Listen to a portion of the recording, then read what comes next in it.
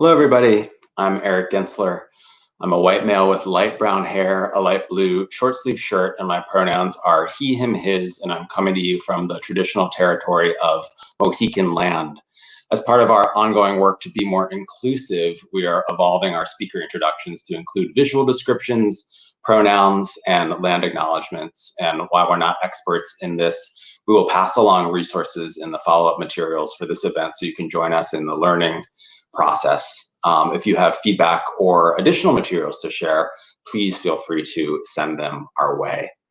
This is a critical and intense moment in our culture and world, and a very challenging time to be an awakened citizen, particularly a BIPOC, not to mention an arts administrator. Our country is facing a reckoning over its 400 years of racism and racist policy, along with a global pandemic that is not only a health crisis, but also an economic crisis that impacts the arts ecosystem at its very core. And today we're here to explore how nonprofit arts organizations intersect with social justice. We'll hear from three passionate arts leaders that I'm very excited to speak with, who are all committed to civic engagement and social change. We'll discuss how their organizations prioritize social justice reform in the midst of a pandemic and economic crisis.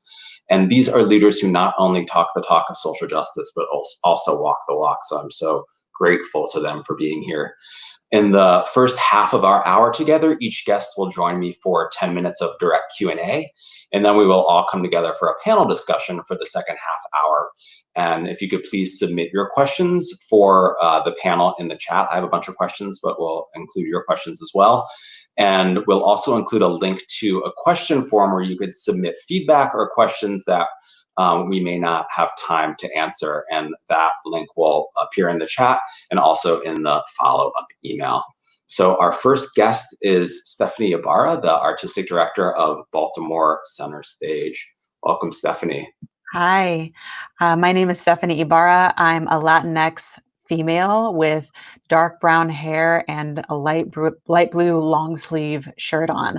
My pronouns are she, her, hers, and I'm coming to you from the ancestral and occupied lands of the Piscataway Nation.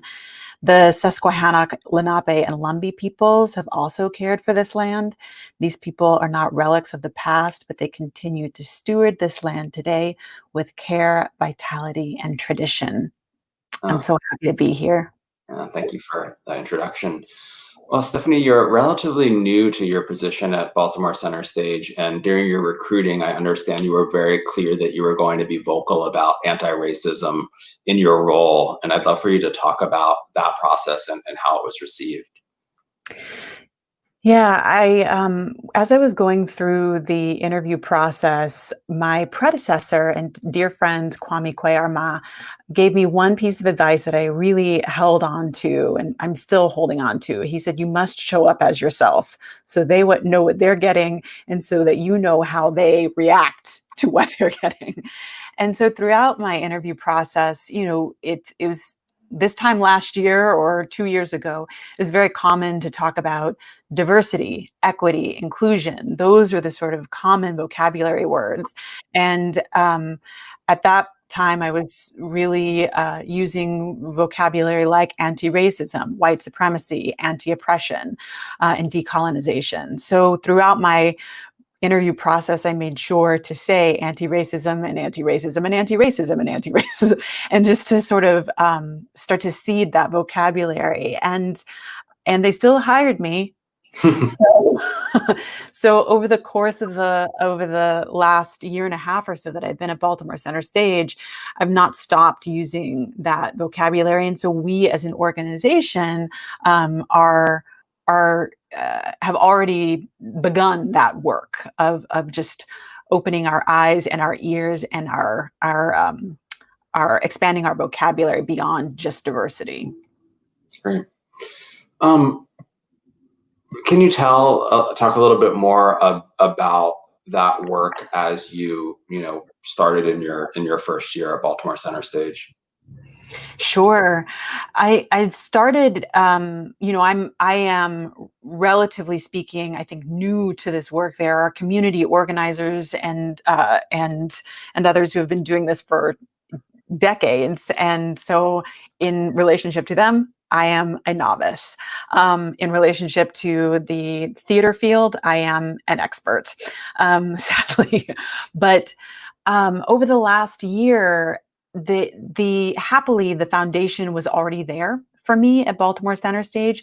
So over the last year, we've done most of our work has centered on what does anti-racism mean? What does it look like in the broader world, and understanding really the context beyond Baltimore Center Stage first.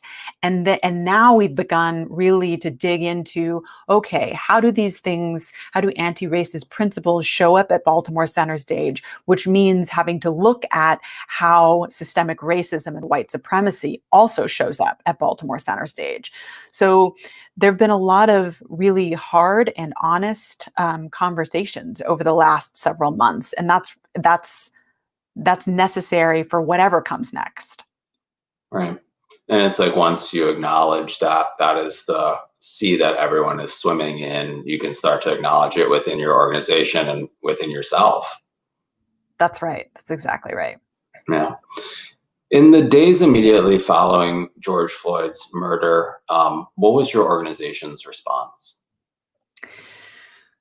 Well, in the days immediately following George Floyd's murder, I think it's important to name that internally, my organization's response was we were still talking about our gala.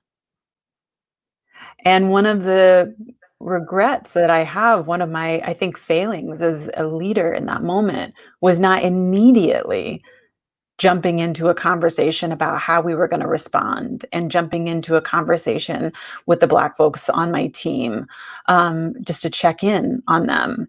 So it took us as a staff, or as a senior team, 4 or 5 days, far too long, to actually acknowledge what was going on around us and take our minds off of this event that was so important to the financial survival of our organization.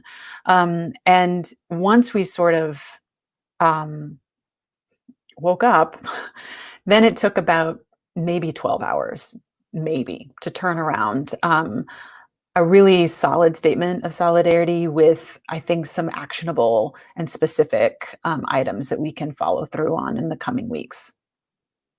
Why do you think, you shared with me that you have five VIPOC women on your senior staff, and even so, it took you that much time to respond. And I'm just curious why.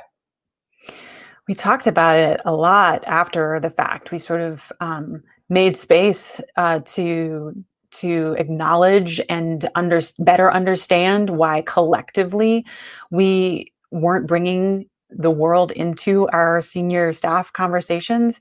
And it we landed on a couple of things. I think first, the distance, the sort of virtualness of our meetings is not allowing for the nuance, the level of sort of nuance and sophistication that you typically have when you're gathering in person. But also, I think that as an arts organization, we've only just begun to understand and explore the way we relate to the larger world, whether it's the sort of Baltimore community or the national socio-political environment. So creating a culture where anyone can bring that kind of information into a meeting, either by way of saying, this is happening and I'm personally affected by it, or this is happening and we are all affected by it and we need to behave like it as an organization, or some kind of combination. So we're working on adjusting that culture now. Yeah, it's just so much about internal culture and safety, and like everything coming back to culture of how human beings relate to each other in an organization, right? Mhm. Yeah. Yeah, and I think that you can't actually get to the work of anti-racism and dismantling white supremacy until you make a safe enough culture where the Black folks in the staff meetings or the Indigenous folks or people of color can bring their lived experiences wholly and completely into the space. Absolutely.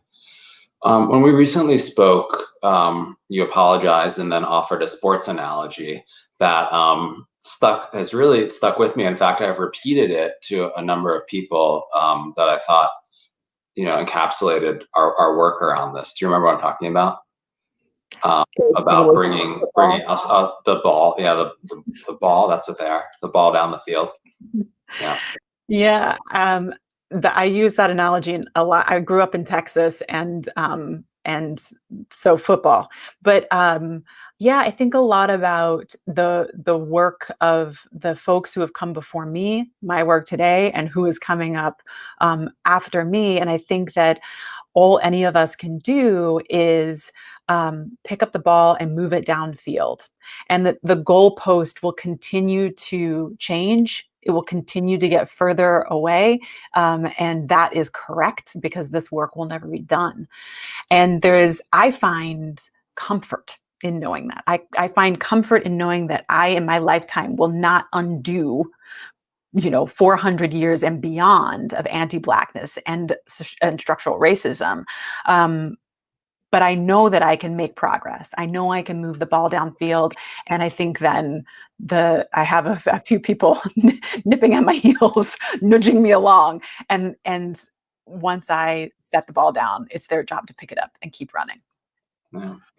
So something I've learned that anti-racism work is really about power and distribution of power. And I'm curious how at your organization you're working to decentralize power. It's a really good question. I'll be very honest, I'm struggling with how to do that inside of my organization, in part because of my own identity and the way my positional power inside of Baltimore Center Stage relates to, or not, or doesn't align with, my lack of structural power inside of our country. So I identify as a person of color, and my lived experience comes with all of the stuff that you could imagine that comes with. But so I'm in myself trying to reconcile what it means to share power, share positional power, without unintentionally allowing people to say that I'm abdicating in any way. Like, how do I share the power and still be responsible and accountable to the people I need to be accountable to? That's my own personal struggle as a leader. But in general, I think that the pandemic has forced us as a team to work cross-departmentally more, which is one step toward power sharing, and to I can feel the hierarchy. It's not flattening, but it feels less like a straight up ladder, and it starts to feel like concentric circles. It's starting to feel that way, and I think that's a natural byproduct of the way we're working. It doesn't feel intentional, and I'm not sure if that's good or bad. It might be either. Yeah, thank you for that really honest and thoughtful answer. I have a lot more questions to ask you that I'm going to ask when we come back together as a panel, but I'm going to move on to Deborah. Stephanie, thank you so much. Thank you. See you in a bit. Our next guest is Deborah Cullinan, the CEO of Yerba Buena Center for the Arts in San Francisco. Hi, Deborah. Hi, Eric. Would you like to introduce yourself? Sure. My name is Deborah Cullinan, and I am a white female. I have blue eyes, and I am wearing a bright kind of bluish purple sweater. My pronouns are she, her, and I am coming to you from the land of the Ramaytush Ohlone people. The title Ramaytush Ohlone recognizes that the Ramaytush are part of a larger group of Ohlone Costanoan people who lived in the San Francisco Bay Area south to Monterey. I'm very honored to be here. Thank you. I'd like to start by reading YBCA's mission statement. It says that we believe that culture is an essential catalyst for change. We have it here. Therefore, it's the responsibility of arts institutions to spur and support societal movement. Our mission is to generate culture that moves people. I love that. When you came to YBCA 6.5 years ago, did the organization have a social justice mission? I think that YBCA, because of its unique founding as part of a former redevelopment project of the state of California, and kind of the result of decades of disruption and displacement and lawsuits, I think because it's grounded in this notion of being a center for the people, it's always had a bent in that direction. But I think that when I came on board, I was very fortunate to join longtime friend and colleague and collaborator, Mark Bamucci Joseph, who at the time was the lead curator in the performing arts. And he was infusing YBCA with a point of view, with the idea that you cannot be a neutral place. And both of us very inspired by our colleague and board member, Jeff Chang, who talks a lot about the way that culture precedes change, together and along with other staff and artists and board members of YBCA. We believe that in order to make lasting change, we need to change hearts and minds. And that's a multi-step process. We have to shift the energy, we have to shift culture, and we have to shift power. Yeah. And I just look at your organization as, we're all along this continuum of doing this work. And I feel like you've done a lot of it. I can see it externally. I can hear when I talk to you and your staff. And I'm just curious, when you first got there, did you feel like you had to do a lot of educating and facing a lot of discomfort because change is uncomfortable? So I'd love to just hear how you think about this and deal with that. Yeah, I mean, I think it's absolutely true that change is really uncomfortable. And we've built a system in the arts that's dependent on values that need to shift, on structures that are not equitable, and on a lack of accessibility and inclusivity in general. And so I think that's tough to grapple with, especially if you, as an individual or as a collective, have rooted your sense of value in those old systems and structures. And so when you and I talked leading up to this, we both referenced, which I think many, many people are referencing these days, Arundhati Roy's The Pandemic is a Portal, or is the portal. And what she talks about is that we have two choices. It's a portal, and we need to move through it. And we either go through it heavily and burdened, carrying all of it with us, all of the hatred and the racism and all that is wrong, or we go very lightly. And when we get to the other side, we are free to try to make something new and something better. And I think about that a lot when I think about what it means to change. It means that we have to let go, and letting go requires grieving, requires a process of putting something to rest, of saying, I must let go, of reckoning with what has been wrong. And that, I think, is what we need to do. I feel that so much. To carry along what Stephanie started talking about, of the idea of power and taking power from one group and giving it to another. I asked this as a provocative question, but is that a zero-sum game? So we're taking power away from one group and giving it to another. So I think it's the wrong question, or it assumes a kind of scarcity, a kind of an idea that this is one group or one person's thing to give up, when in fact it has always been all of ours, and it's just not properly distributed.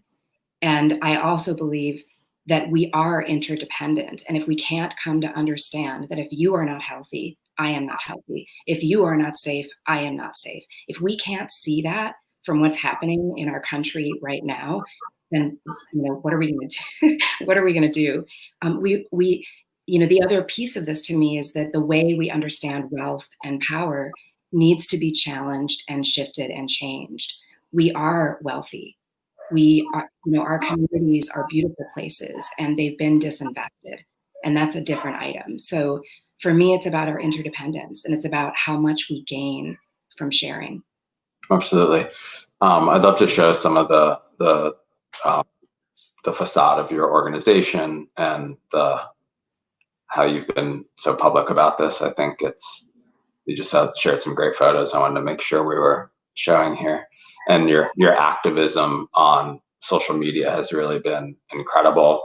Even sharing instructional videos of how to deal with tear gas as in the protests. I just think you've been such a bold advocate of this work.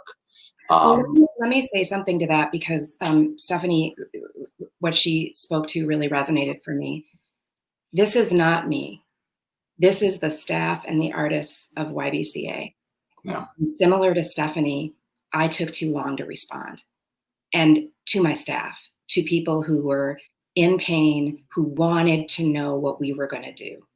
And I struggled with the solidarity statements as a white woman, feeling like, is that just hollow, right? And then being, educated over and over again by people around me. It doesn't matter. You have to do it. And you also have to do more. And you also have to take the criticism. So I just want to be clear that what you just showed is the result of my staff stepping up and saying, we must act. Amen. Yeah, that's powerful.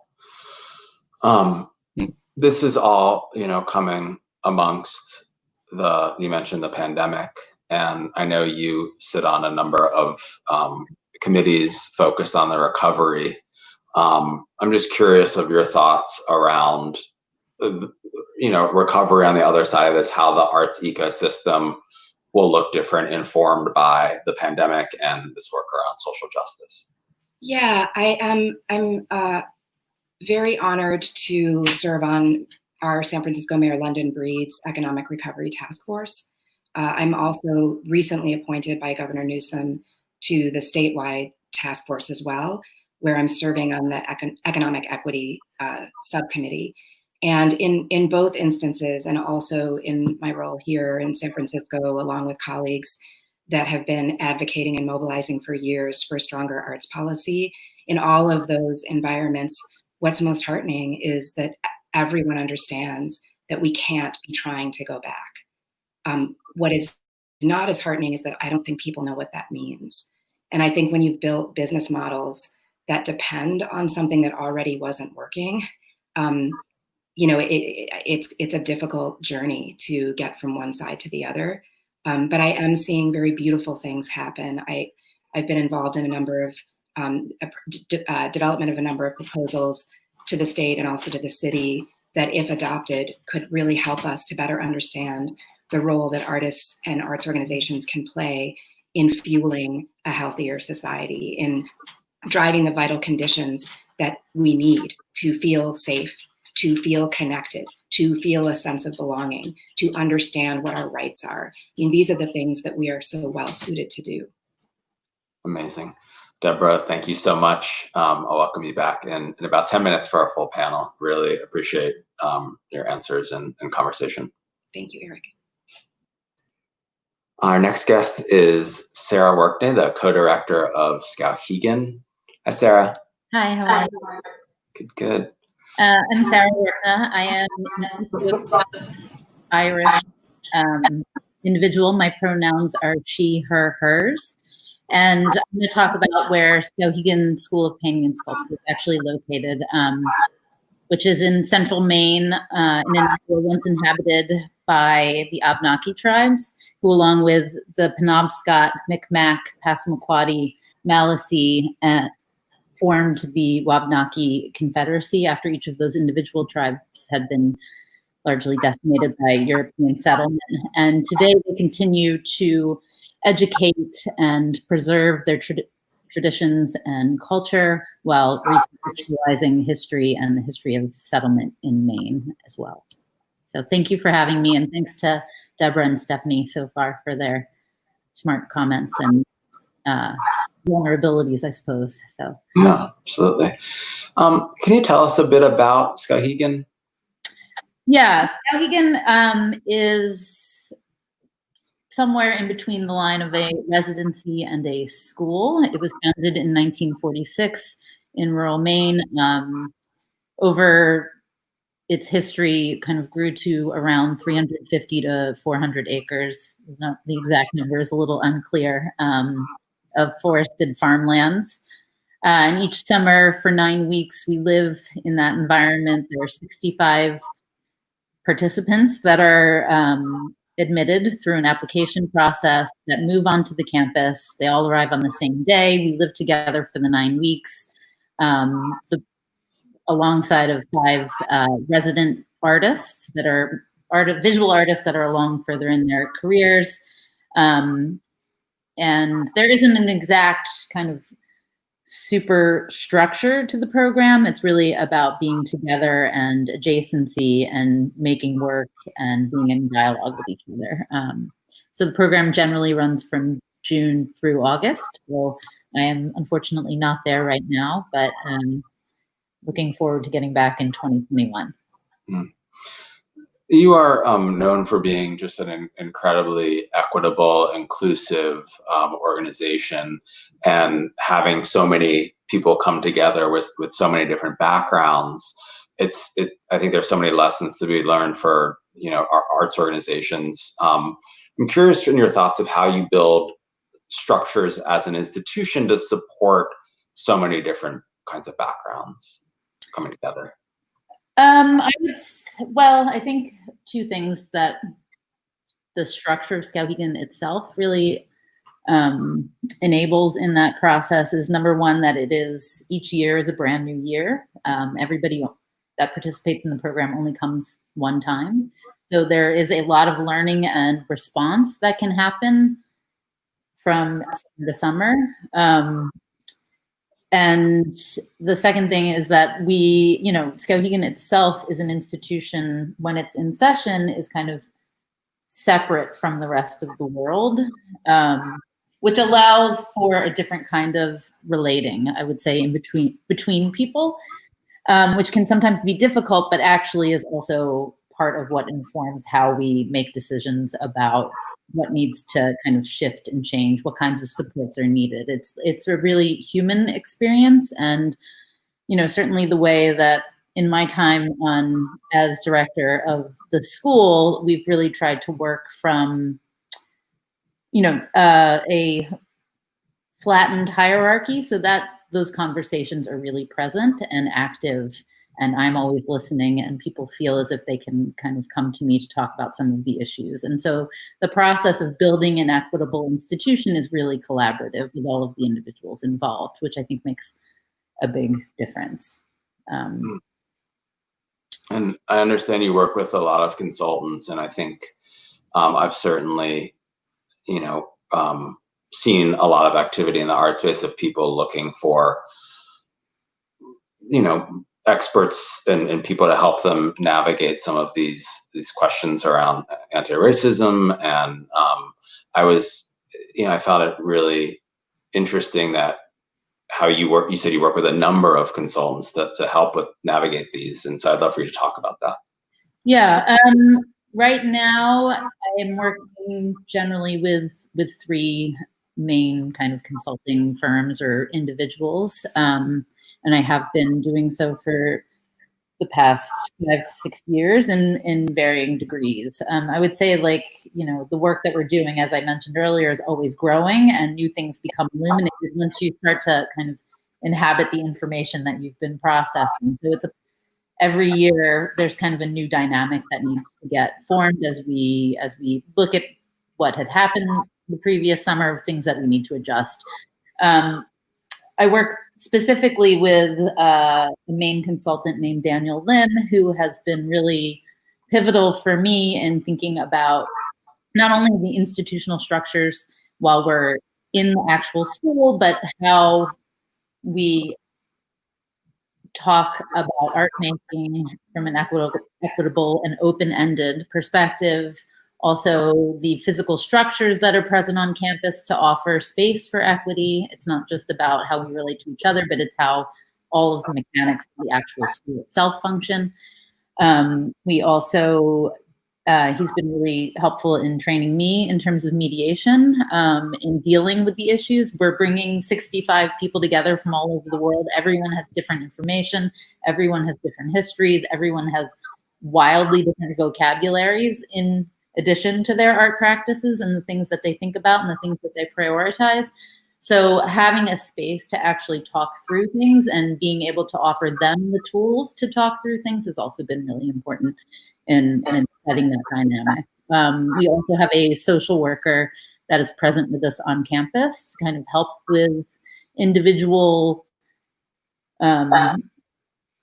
counseling with kind of existing traumas that people bring with them to campus and things that they need to kind of talk about in terms of stress, but also to kind of help facilitate interpersonally while we're there as well. And most recently, I started working with a group called Speak About It, who are based out of Portland, Maine. And they typically do kind of workshops for high school students around sex and consent.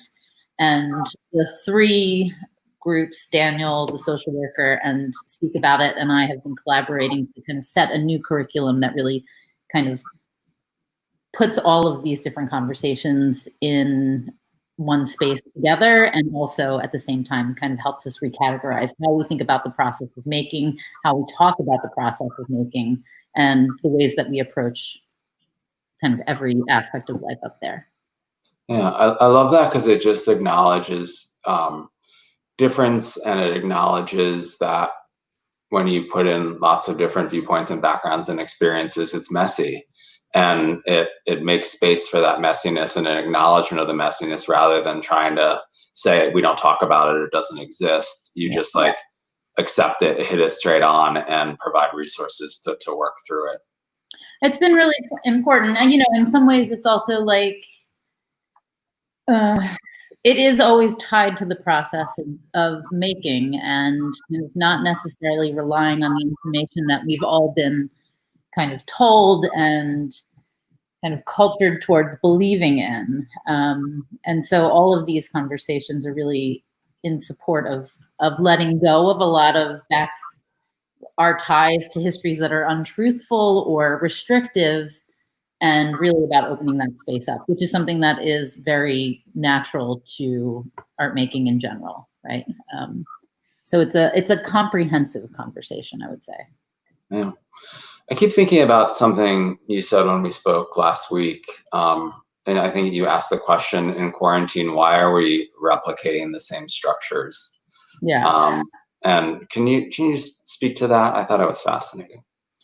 Yeah, I think in similar to what Deborah was talking about with the pandemic as a portal, just really utilizing this moment, both in terms of the pandemic and the economics, but also in terms of the larger cultural conversation around racial and structural oppression. Like we are kind of, this is a terrible moment, and a lot of people have suffered a lot during these periods, but it's also a moment where there's some opportunity, and rather than just kind of finding ways to kind of adapt a weird normalcy to this moment, especially while we're all, you know, in New York, at least we're still sheltered in place, to really use this as a wedge, and to kind of think about how rebuilding actually gets considered and shifted, that we don't actually just have to accept that once this period ends, we just go back to the regular way of being. And that, you know, I mean, I think a lot of my interest in being at Skowhegan and doing the work that we do there is really based in that. Like we talk about it a lot on campus. I'm always like, I don't like the world that I was given. So it is my job to think of new ways to kind of change that, to rebuild it. And we talk a lot about deconstructive anger versus constructive anger. So for me, it's always about not replicating a history that has not been of service to everyone, and to really think about different ways of building that forward. Can you explain the difference of constructive versus deconstructive anger? Yeah, I mean, I think deconstructive anger is these are terms I think I just made up. I'm not entirely sure. But I think about deconstructive anger as like the anger that you need to really like tear down structures and to confront structures that have been oppressive and all of these things. It's a necessary part of a cycle. But it's really important for me to not just kind of stop in that anger, and whether or not the construction happens on an individual level or a localized level or a community level or a national level, the anger has to kind of continue, but it continues in a productive and fueling way. Absolutely.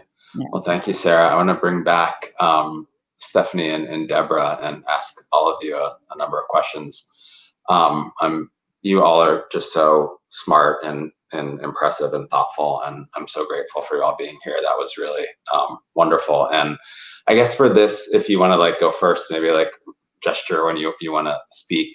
So I guess my first question is, I've had a number of conversations, and obviously people are at different places on this continuum. And I've had some conversations that were as frustrating as people saying, I'm too old, this is not my issue to deal with. My organization is fighting all of these other things.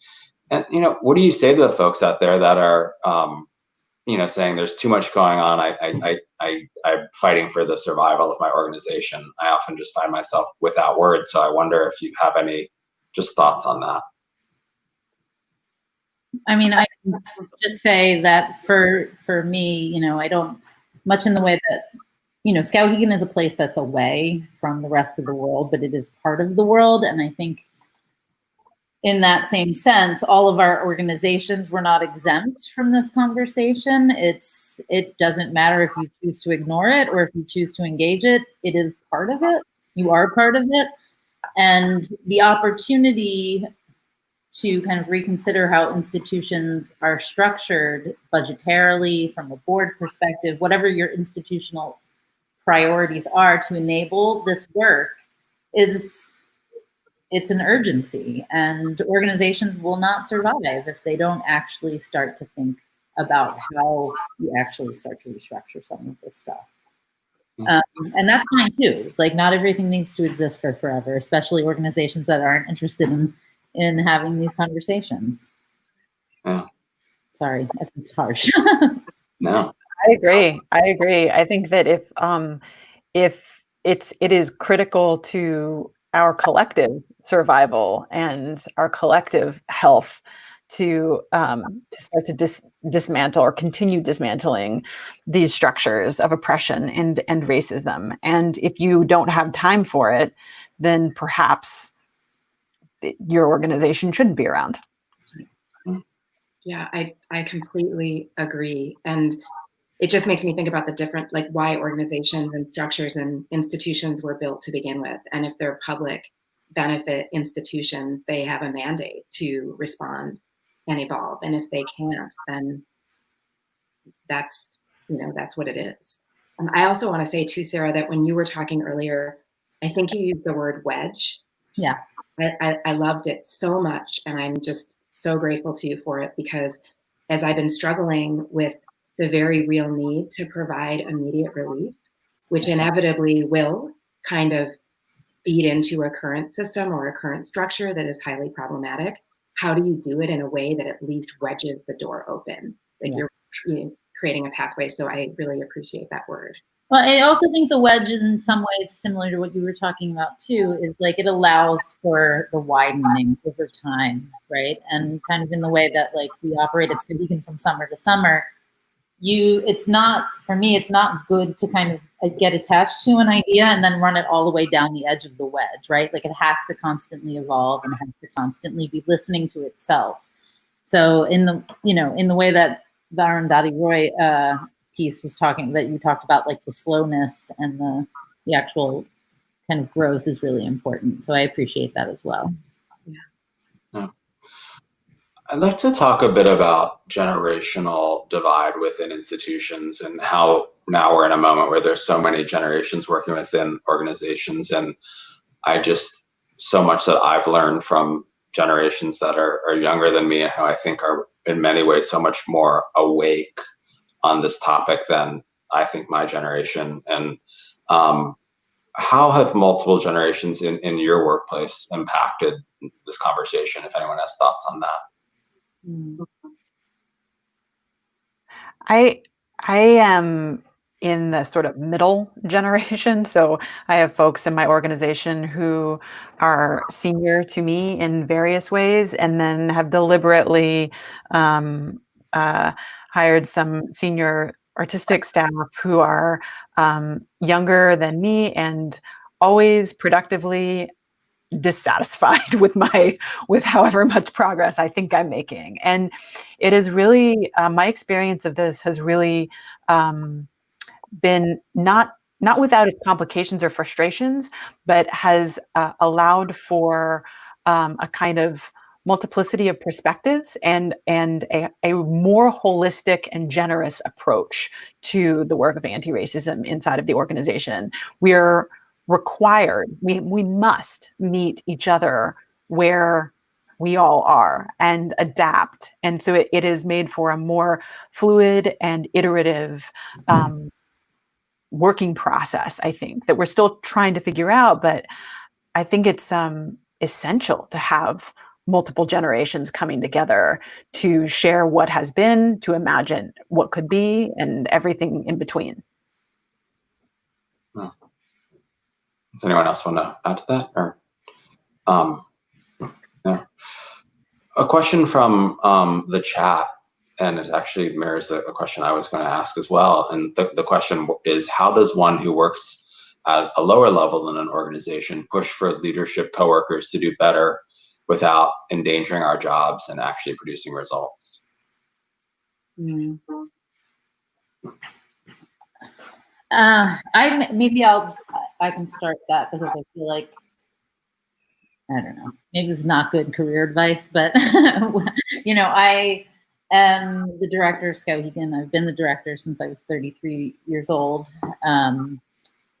Prior to that, I ran another school called Oxbow, which I started kind of accidentally in my position there as a 24-year-old. And we talk a lot at Skowhegan about imposter syndrome and how you deal with structures that are around you that don't necessarily disagree with where you want the institution to go. And this isn't, I can't give kind of specific examples or specific advice, but I think, it is our job to take the risk to some extent, and it's slow, I mean, I feel like I've been doing the work at Skowhegan for almost 11 years, and it doesn't always move as fast as I want it to move, but I don't let up pressure, maybe to my own kind of emotional difficulties, but I would just say that you have to keep the conversation going, and you'll learn over time different tactics for how to have those conversations. But you'll also learn how to make allies, and you'll also talk to other people in other organizations that are dealing with the same thing. And it's scary, but this is the work, and if you're committed to it, you can do it. Somebody has to take the risk, I think. I think that's right. And as you were responding, Sarah, I was thinking about YBCA senior fellow and amazing human choreographer Liz Lehrman and her critical response process. Mm-hmm. And just processes like that allow for a safe place to start with love or positivity, but to move to we have to do better. And I think a lot about wherever you are in an organization, if it's not comfortable to speak it, it might be comfortable to suggest processes that would allow for it. Mm-hmm. Yeah, I think one thing we are working to put in place, and at the suggestion of Cardozi, who is a consultant that we work with, having regular anonymous feedback channels put into place, pushing for that so people can feel safe about giving feedback. And I think the other side is it's really the work of people who have power to fight their urge to feel defensive. And that is the work of, it's until people can, it's going to be uncomfortable. But it's also about the discomfort of people who have, people willing to be uncomfortable to make change, which is, I don't know if that's an answer to your question, but like I feel like that's a big part of it. I think that space is opening more now too for. Yeah, and there's also something we were talking before about, I think Deborah, you were talking about, is power a zero-sum game? And I was thinking about my friend and colleague Eric Liu, who runs Citizen University, and he wrote this wonderful book called "You're More Powerful Than You Think" that is all looking at power. And I really appreciate what he writes in the book, which is that power is not finite. In fact, we can create more of it. It's not a zero-sum game. And that holds true in the world, and it also holds true in each one of our organizations. And I don't know about everybody else, but in the theater field right now, having a little bit of a reckoning, and there are within theater organizations, the staff, the sort of senior, mid management and junior level staff are organizing themselves within each organization to come together as a collective voice to demand change from their leadership. So there are the sort of individualized, kind of anonymized channels of, yes, all of that. And also organizing within an organization is valid, and it creates more power, so that it's not zero sum. There's enough to go around. I have to do, because you mentioned Eric, I just before we started, I got an email from him. And I want to say that they have a Civic Saturday fellowship, and it's open right now. So hopefully we can maybe find a link and throw it in the chat or something, but it's an awesome opportunity. Great. Yeah. Stephanie, also like affinity groups are something that, they're super important. And again, like just not necessarily asking for permission to start an affinity group, but saying we are starting an affinity group. And yeah, this is a really provocative question that somebody asked, and the question is, if it's not a zero-sum game, then why was the city and state of the panelists left out in favor of exclusively Native American place names? Both and is a far more peacemaking position. I'll take that one too. Somebody else can go first. I just feel like I don't mind being in the hot seat. First, I think I did both mention my state and my city, Skowhegan, Maine. But I think that sometimes peace peace can be achieved through multiple channels, and it doesn't necessarily have to be kind of pretending as if histories have all been equal in some sense. So it's really important, I think, to recognize that kind of the contemporary definitions of a lot of these towns, including the town of Skowhegan, Maine, has really been determined by a kind of white Western narrative that has been exclusive. And so if it needs to shift a little to prioritize a group that has been historically left out of the conversation, that is also peacemaking in some respects. And it's an important inversion, at least for a long while, before things can kind of. For a very long while. I think erased histories visible and making erased people visible is not the same thing as taking power away from. That's not a thing. It's we have a long way to go before we even scratch the surface of rebalancing the inequities and the genocide and the murder. It's just, we got a long way to go. So that's not a thing. Yeah, I agree. It's this all lives matter. Well, it's like, that's what that feels like. And it's like, well, the reason you have to say Black Lives Matter is because systems are built to deprioritize Black lives. And so you have to lift that up, because it's not a level playing field. And that's sort of, because we decided that as part of this, to not ask the panelists to say their city and state. And I think it's you have to start with history, and this is the journey that I'm on. It's like this is all baked in history and assumptions of history, and going back to the history of why the towns are named what they're named is, I mean, in all of this work. So yeah. So there's a question here about the challenges. I'd love to hear about challenges in legality and advocating as an organization for public policy changes, city budget allocations, police laws that are not on the surface arts related. I can jump in. You know, I think it's a myth that 501c3s cannot advocate for policy. We absolutely can. And all we need to do is make sure that we're accounting for it, and that we understand if there are any constraints related to like specific grants or specific funding. And there's a really great organization called Alliance for Justice that you can go to, and they will actually provide training to you and your organization. And you know, my strong opinion is it's not only a right as a nonprofit to be able to advocate for better policy.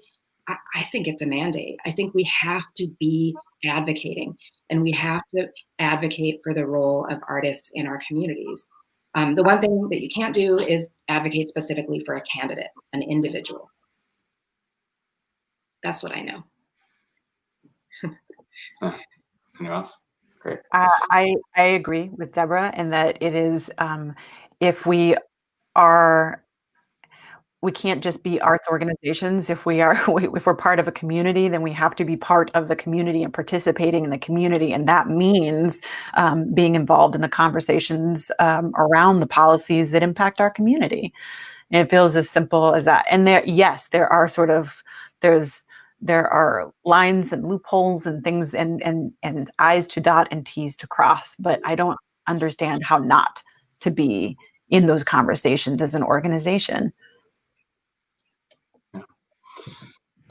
How do you all stay hopeful as leaders when you open and see the news every day, and amongst all the chaos, what's giving you hope? What do you do to keep a spirit of hopefulness? I don't think you have any choice. I mean, what's the other option? You would just give up, right?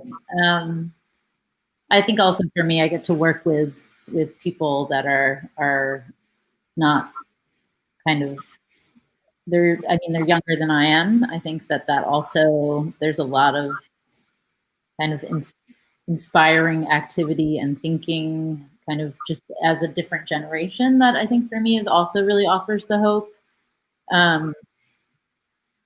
And really fuels the work just generally, right? In some ways, I feel like the changes that will happen won't affect me necessarily as much as it will affect them, and to watch them go for it despite the compromises that it puts on their careers and their bodies and their emotional lives. That's the hope, right? That's where it lies for me. I'm having as many conversations like this as I can. Like, actually being in a conversation like this helps me to feel less alone in the work that I know needs to be done, and reinforces a sort of broader sense of responsibility and forward movement. So these Zoom panels and Zoom conversations from around the country have been weirdly like fueling for me, and really generative in terms of hope. Also, I garden now, so. That's awesome. I echo that. I think when we started the YBCA 100, which is a list of the 100 people and organizations, and those who've been on it, who are most inspiring us, and that is an act of hope. It is an extraordinarily hopeful thing to see how many people it come to the surface who are doing the good work, who are really doing the work, and the headlines are all about one person or a set of people that are not. And so I think we have to remind ourselves all the time back to our collective strength of just how beautiful and strong we can be. I also think a lot about Rebecca Solnit and how she talks about the difference between, in her mind, the difference between optimism and hope. Optimism, like pessimism, being a way in which you can draw the line. You can say, I feel good, therefore I do not have to act. Or I feel bad, therefore I will not act. And hope is all about action. It's believing in something so that you can strive for it. And without it, and if we allow the headlines to take it away from us, we won't be able to move. So it's like a necessary thing for us to fuel hope in our communities. I love that. We have just a couple minutes left, so if anyone has final thoughts for other leaders and folks who may find themselves unprepared to do this work or lost, or just anything you want to say to conclude this conversation. I would just say if you're feeling lost, there are a lot of, like the consultants that we have used at Skowhegan, there are a lot of people that are activists that are doing this work, that have been doing this work, that can provide a framework for doing the work. And beyond just providing a framework or doing readings in isolation, can really have a discursive conversation with your boards, with your staff, with yourself about why the work is necessary and how to actually implement it, not just from a kind of like a legislative perspective, but how to actually have it be embodied within your organization. And those artists or those activists and consultants, there are a lot, owned by people of color and who are really invested in this work as part of their own personal lives and trajectories. So they're good resources and also deserve our financial supports. I would offer, it's so overwhelming to think about. If you think of, like, the systems are so entrenched, there's so much damage and harm that has been done over the generations by these systems that we all inherited. I would offer that there is, again, comfort in knowing that we all inherited them, that none of us are immune, and you got to start somewhere. Like, literally pick a place, just pick anything, Google it, go down that rabbit hole. And I think, as Sarah said, like, start having conversations. I started conversations not within my organization. This was years ago now. I started talking with friends, just a few friends. That's it. And then once I got comfortable there, then it was a few more friends, and I feel like you just pick a place to start, and you put one foot in front of the other, and you keep doing that. And I think that's the way the work gets done. If enough of us are putting one foot in front of the other, then we might have a shot. Love it. I think that's perfect way to end. Absolutely. Well, Stephanie, Deborah, Sarah, thank you so much for joining us for this important conversation. Thank you to everyone for being with us for this hour. This talk will be available on YouTube for you to view again and share. And just really grateful again for all of you and for you spending your time with us today. Thank you. Thank you. Yeah, everyone. Bye, everyone. Bye.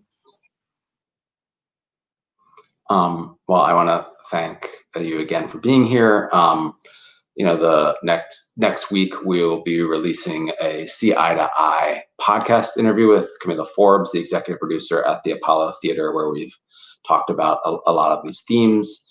Want to thank the C Capacity Interactive team for all the work behind the scenes to make this possible. And thank you again for being here. Have a good day.